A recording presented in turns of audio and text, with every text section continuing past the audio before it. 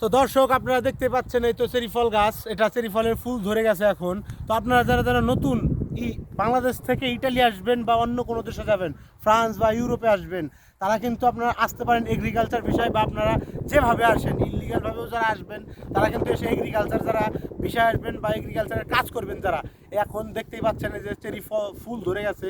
কিছুদিন পরেই, মাত্র 2 মাসের অপেক্ষার পরে কিন্তু ফল ধরে যাবে।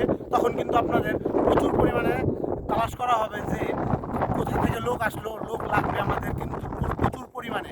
কেননা এগ্রিকালচার বিষয় এত পরিমাণে লোক লাগে কাজের জন্য, 50 টাকা করে দিনও দেওয়া হয় এবং খাওয়া দাওয়াও দেওয়া হয় তাদের। তো যারা যারা ক্যাম্পে থাকেন বা বাসা নিয়ে থাকেন তারা কিন্তু এই কাজগুলো করতে পারবেন। কিন্তু 24 সালে কিন্তু ইটালিয়ান সরকার নতুন একটা আইন গঠন করেছে, এখন 10 টাকা ঘন্টা করে দেওয়া হবে।